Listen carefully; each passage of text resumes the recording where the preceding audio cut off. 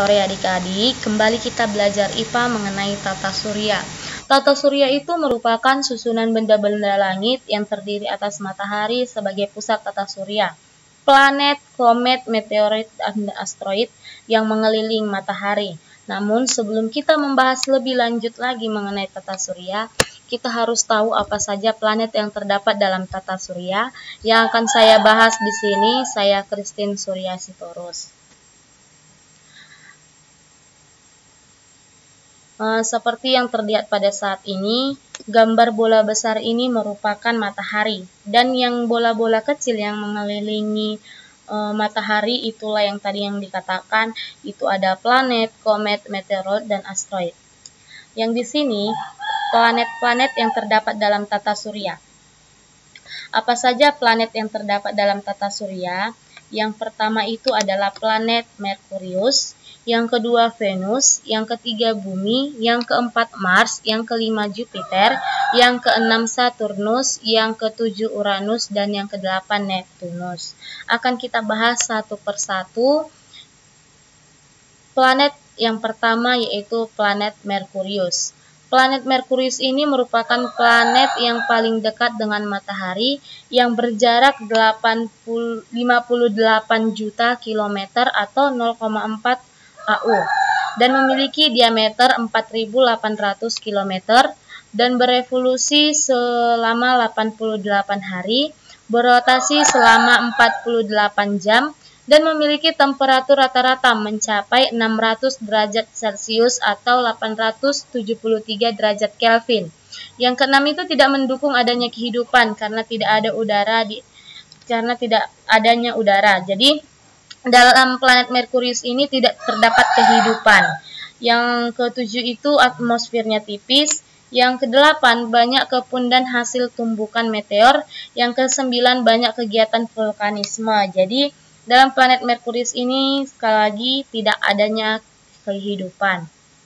Yang kedua itu adalah planet Venus. Planet Venus ini merupakan planet yang paling dekat dengan bumi. Berjarak dengan matahari itu sejauh 0,72 AU. Jarak dengan bumi adalah 0,28 satuan astronomis. Yang keempat itu memiliki diameter 12.100 km. Yang kelima dikenal dengan bintang timur atau bintang senja. Jadi nama lain dari Venus ini yaitu bintang timur atau bintang senja. Yang keenam berevolusi selama 224,7 hari. Yang ketujuh itu berotasi selama 243 jam. Yang kedelapan atmosfernya itu memiliki sifat rumah kaca, yang sudah kita pelajari di pelajaran kita yang mengenai sifat-sifat rumah kaca. Yang kesembilan itu suhu rata-rata mencapai 230 derajat Celcius. Planet yang ketiga yaitu Bumi. Bumi ini merupakan planet yang mendukungnya ada kehidupan. Jadi di Bumi inilah yang terdapat kehidupan. Memiliki 11 satelit dan bulan yang memiliki jarak dengan matahari sejauh 150 juta kilometer atau 1 AU. Berevolusi selama 365 hari 6 jam. Berotasi selama 23 jam 56 menit. Dan memiliki suhu permukaan rata-rata 15 derajat Celcius. Dan sebelumnya ini urutannya 1, 2, 3, 4, 5, 6. Jadi di bumi inilah manusia dan makhluk hidup lainnya bisa melakukan kehidupannya, atau di dalam bumi inilah terdapatnya kehidupan. Planet yang selanjutnya itu adalah Mars. Planet Mars ini memiliki jarak dengan matahari sejauh 228 juta kilometer dan berdiameter 6.800 km atau setengah dari bumi. Atmosfernya sangat tipis, dikenal dengan bintang merah. Masa edar sekitar 687 hari atau 23 bulan, berotasi selama 25 jam, dan memiliki 2 satelit yang dinamakan dengan Deimos dan Phobos. Nah, suhu rata-rata yang terdapat dalam planet Mars ini adalah 30 derajat Celcius sampai dengan 90 derajat Celcius di bawah nol. Planet selanjutnya yaitu planet Jupiter. Nah, planet Jupiter ini merupakan planet terbesar dalam tata surya. Diameternya itu mencapai 130.000 km, sedangkan atmosfernya terdiri dari amonia atau NH dan metan atau CH sehingga kaya dengan yang namanya hidrogen. Yang keempat itu rotasi sekitar 10 jam. Yang kelima berevolusi selama 11,9 tahun. Dan yang keenam itu memiliki 12 satelit. Planet Saturnus. Nah, tadi selain Jupiter, planet Saturnus ini juga merupakan planet terbesar kedua setelah Jupiter. Nah, planet ini memiliki cincin yang melingkari khatulistiwa seperti gambar. Jarak dengan matahari sejauh lebih kurang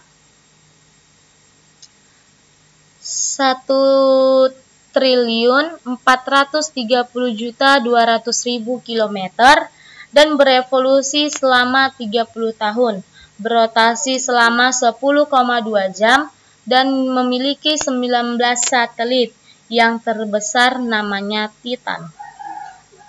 Kemudian itu Uranus. Planet Uranus ini merupakan planet yang berjarak dengan matahari sejauh lebih kurang itu 2.870.000.000 kilometer atau 19 satuan astronomi. Yang kedua itu berevolusi selama 84 tahun, berotasi selama 15,5 jam. Yang kemudian itu arah rotasi Uranus ini berlawanan dengan arah rotasi bumi. Memiliki temperatur 135 derajat Celcius di bawah nol, memiliki 15 satelit dan memiliki 8 cincin. Planet Neptunus. Planet Neptunus ini merupakan planet terjauh dari matahari dan memiliki jarak dari matahari yaitu 4.506.000.000 kilometer. Berwarna hijau kebiru-biruan, diameter 4 kali radius bumi, massa 17 kali besar dari bumi, gravitasi 1,5 kali bumi, sebagian besar atmosfernya berupa metan, temperatur 120 derajat di bawah nol dan berotasi selama 15 jam, berevolusi selama 165 tahun dan memiliki 8 satelit.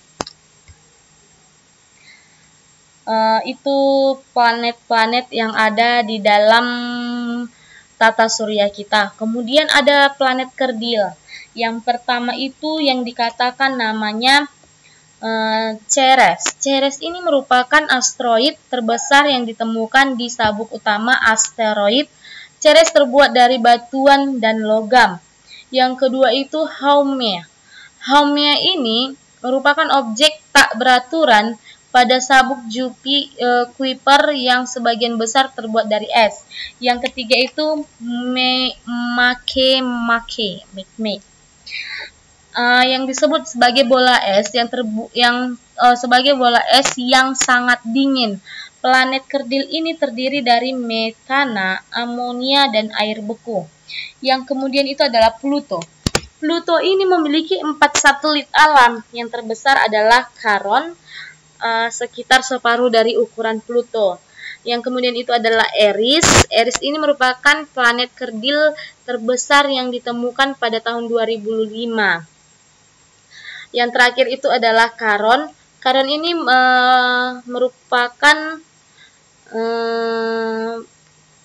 merupakan bagian dari sistem dwi planet Pluto, bukan satelit, yang sudah diteliti oleh beberapa peneliti sebelumnya.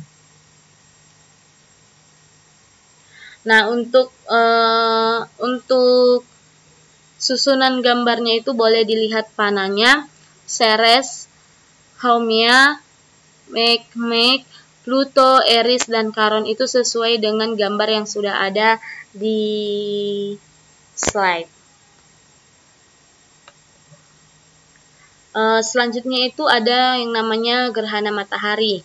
Nah, gerhana matahari ini bisa kita lihat seperti gambar. Gerhana matahari. Terdapatnya cahaya matahari, matahari yang meradiasikan cahaya ke ruang angkasa. Bulan yang berada di antara bumi dan matahari dan mencetak bayangan bumi.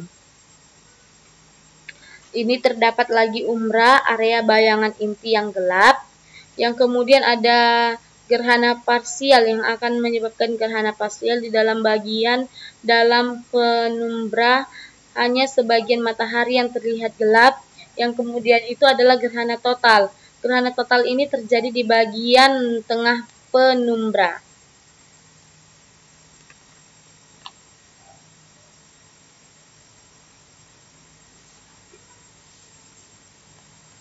Nah, gerhana matahari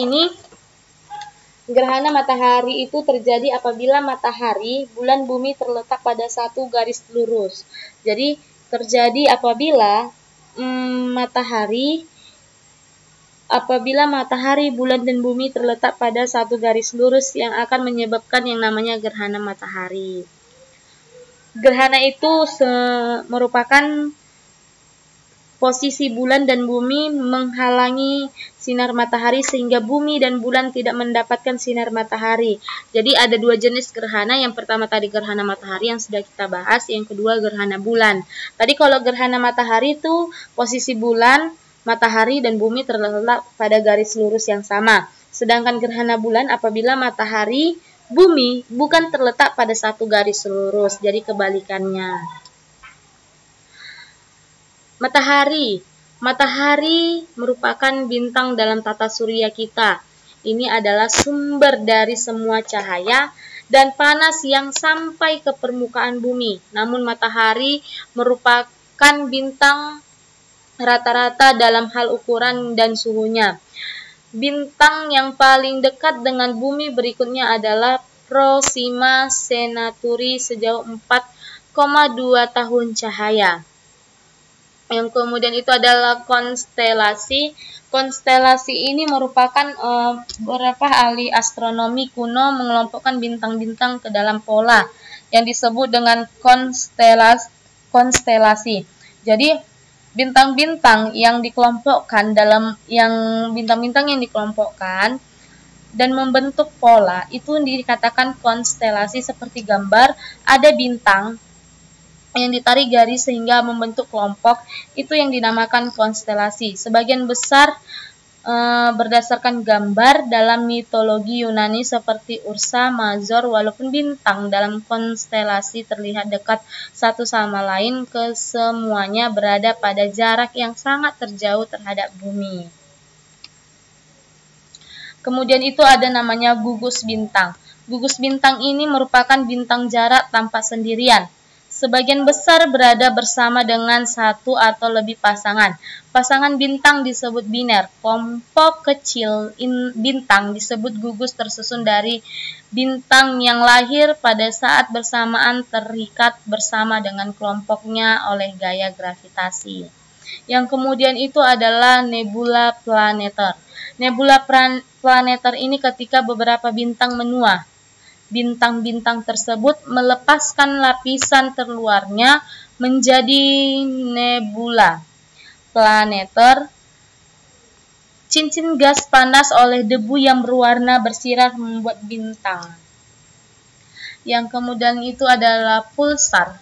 Pulsar ini beberapa bintang sekarat bertaburan setengah sebuah ledakan besar yang disebut dengan supernova.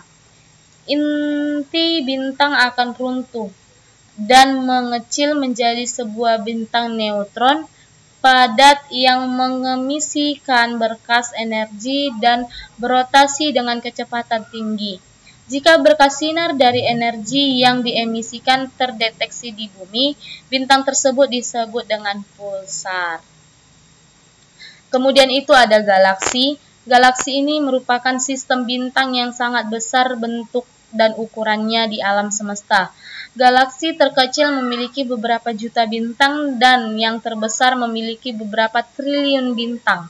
Sekitar separuh galaksi yang ada berbentuk cakram spiral dengan bagian tengah menonjol dengan lengan spiral menjauh dari pusatnya. Yang berikutnya itu adalah kuasar, atau yang dinamakan kuasar adalah dari objek semua terjauh di alam semesta terdapat kuasar, galaksi muda yang penuh dengan energi dan miliaran bintang. Cahaya dari objek yang jauh memerlukan beberapa miliar tahun untuk mencapai bumi. Maka ketika kita melihat kuasar, cahayanya sudah meninggalkan kuasar tersebut dalam waktu yang sangat lama.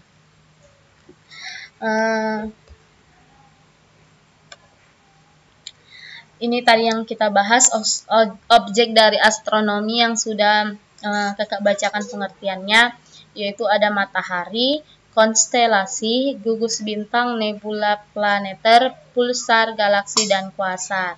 Untuk pembelajaran kita pada saat ini cukup sampai di sini. Akan kita bahas lagi di minggu-minggu berikutnya mengenai kelanjutan dari pembelajaran kita mengenai tata surya. Sampai di sini.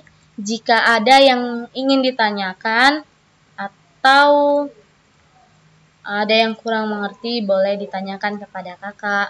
Terima kasih, selamat sore, semoga harimu menyenangkan. Tetap semangat untuk belajar.